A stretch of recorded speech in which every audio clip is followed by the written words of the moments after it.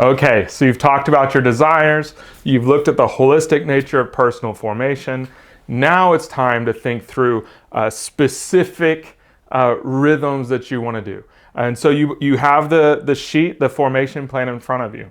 The important thing to do then is to kind of decide, how long is this formation plan going to go?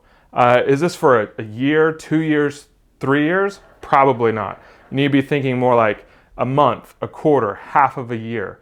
And you might want to even envision, like, what are some key moments that you think your life might change? Whether it's the kids are going to get out of school, so I need a formation plan up until the beginning of summer. Maybe it's I'm in the middle of a master's program up until then, or I'm going to have a child, or I'm going to get married. You might have any of those kind of clear markers, because what happens is those things, those changes of life circumstances change how we then need a plan for our formation.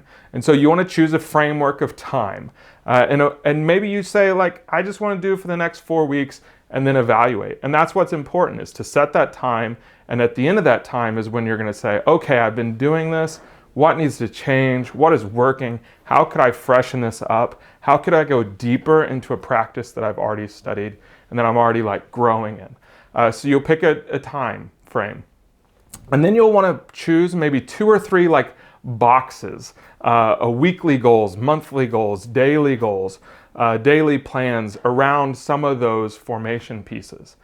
So you might, for example, say, oh, I want to do a daily heart exercise, and like maybe create and do a breath prayer once a day, or I want to do a weekly mind rhythm where once a week I'm going to sit down and I'm going to read a novel or a book on science or something like that, giving my mind to the renewal of God. Or maybe it's something like monthly, I want to do a Sabbath. Anyway, you'll choose a few of those quadrants or boxes, and then you'll kind of pursue a few rhythms in those, choosing from one of the lists that we've provided.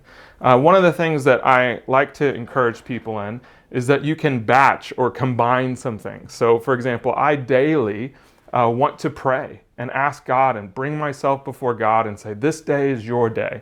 Very simple prayer. I also want to have a personal time of worship each day. And I also want to take a walk and walk a mile each day. And what I do is I do that all at the same time. So I walk my dog first thing in the morning. I listen to a worship playlist that I've created with songs that I just really enjoy.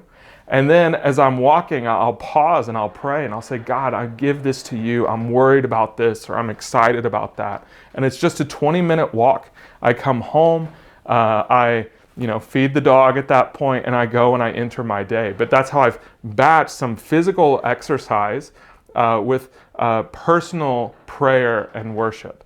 And so I encourage you to do that kind of thing too, so that it's just intentional instead of additional. And so that's what you're going to do to get going and get started.